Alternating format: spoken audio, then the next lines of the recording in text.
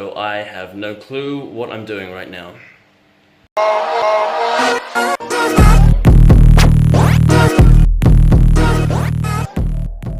Morning guys, look what has just arrived. You probably can't tell what's inside here, but one sec. Okay, so what we have here is these lifting straps. So these are basically supposed to be straps that you tie around like your chest and shoulders, and they're supposed to help you carry other things easier. But what we're going to use them for is we attach one of these around chest and shoulders like a harness, then we attach the other end to a chain, and we attach the chain to a tire, and we put sandbags on top of the tire, and then the idea is you'll be able to kind of like run or pull weighted tires along using these kind of harnesses on your chest. So that's the idea. We're going to see if it works or not. There are no instructions on how to use this, so I have no clue what I'm doing right now. Okay, so I think I figured it out. What we're going to do is we're going to attach this kind of X-shaped harness type thing just like I'm wearing it now, and then on the back part, these little back bits, we can attach a chain here and on the other side, and then that chain in turn will attach to a tire which will have sandbags on it, and then we can kind of run and be dragging the chain with the tire behind us like this. So that's the idea. I will test it out another time though. Oh, and also one other thing, these other bits, found these other bits with loops at either end. I reckon we can use this as some kind of makeshift TRX style thing, so we're not going to put these to waste either. We're going to keep these other bits.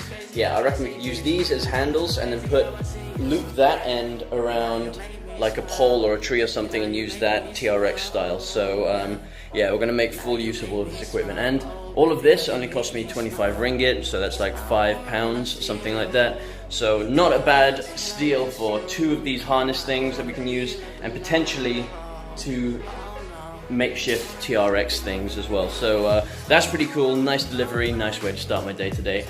Catch you in the next clip.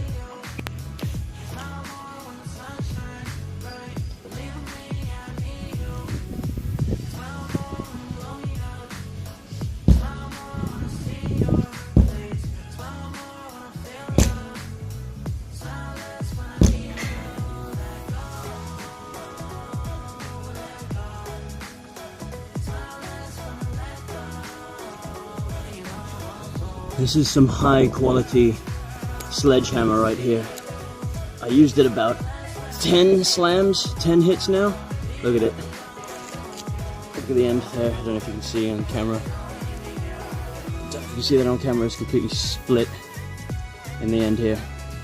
So I'm gonna get me another sledgehammer, preferably one that's not made out of wood, because that never seemed like a great idea to start with, making a sledgehammer out of wood. But yeah, that's why you test these things. I'd rather this happen while I'm testing it at home, rather than actually have this like snap off and potentially fly off this metal end during the class, because that could fly off and hit someone, and obviously that'd be dangerous. So I'm going to invest in a non-wooden sledgehammer, and of course test it out rigorously before we start the classes.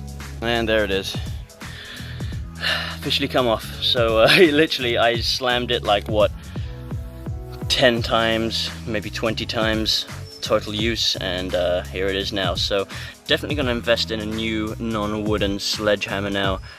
I'll get one later today. I saw some at the hardware store down the road which looked a bit more sturdy, but yeah, I don't know why you would make a sledgehammer out of wood that would just snap after hitting it a couple times. Beats me.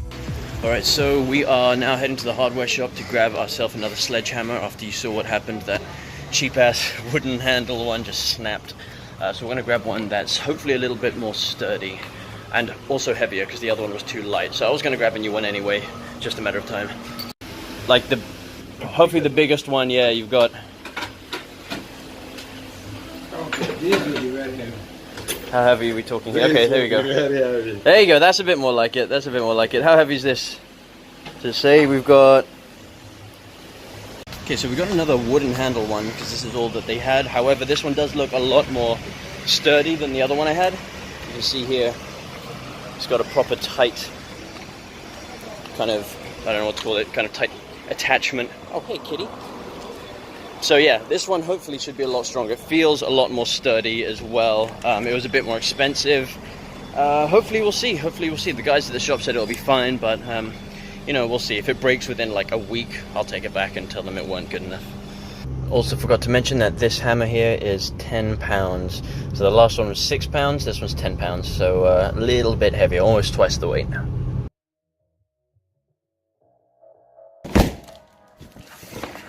The battle ropes have arrived. Okay, let's open this up. This is definitely the piece of equipment I've been most excited to receive. Okay.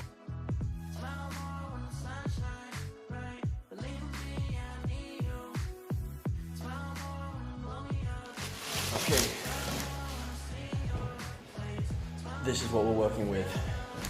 So it's a little bit thinner than expected, but that's fine. A thin battle rope is not a problem. What we need to see is how flexible these ropes are, because if these ropes are going to be super rigid, that may be a problem. Okay, so you just need to open up these little stringy bits. Just... okay, I'll be back once I've undone this.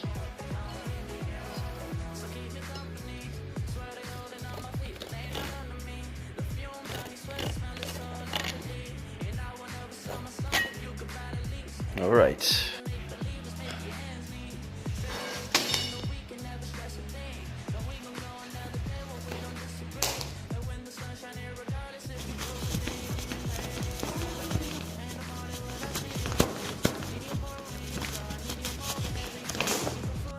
Alright, so my battle ropes have finally arrived. This was, like I said earlier, the piece of equipment I was probably most excited to order. It was the only real kind of piece of equipment that I ordered and bought instead of actually making out of other things. So very excited to have that arrive. Now, before I ordered the battle ropes, I got them for pretty cheap. I got them for about 190 ringgit, which is the equivalent of about 38 pounds, roughly like that.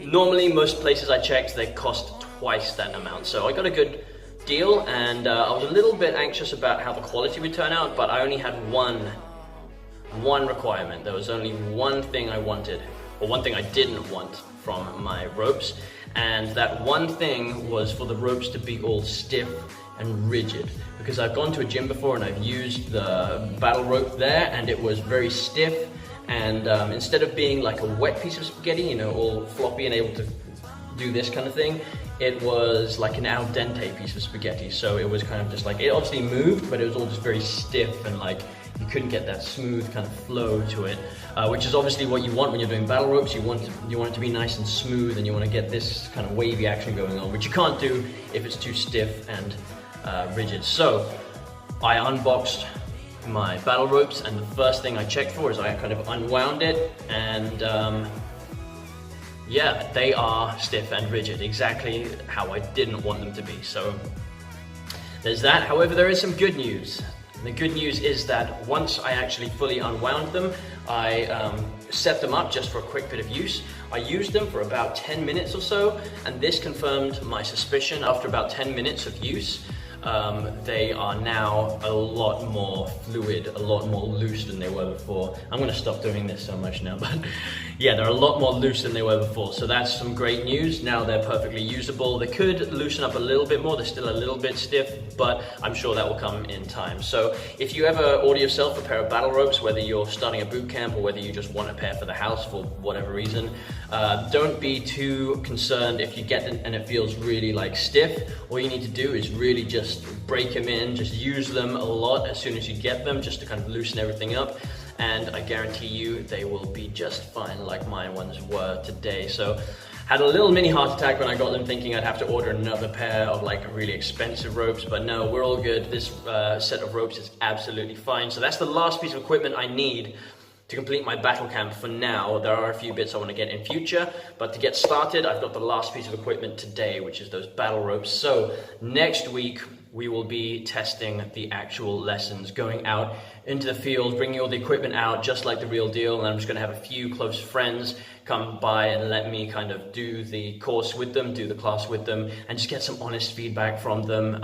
Hopefully they'll enjoy it, but we'll see. Look, it's the idea is just to get honest feedback before I start the actual thing, so I can make little tweaks and changes when necessary. Anyway, that's it for this video, not much else to say. Thank you very much for watching. Leave us a like if you enjoyed the video. Also, if you're new here, please consider hitting the subscribe button to keep up to date with all the future videos and to see how this battle camp ends up progressing. Because of course, once I've actually tested everything out, I'm going to start it and I'm going to film the first few sessions, so you can get some good ideas on how to run your own battle camp or your own boot camp if this is the kind of thing that you're looking to do at some point.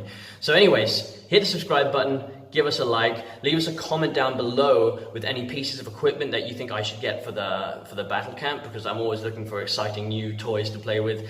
So yeah, leave us a comment with that down below. Other than that, have a fantastic day. Thanks for watching. Catch you in the next one.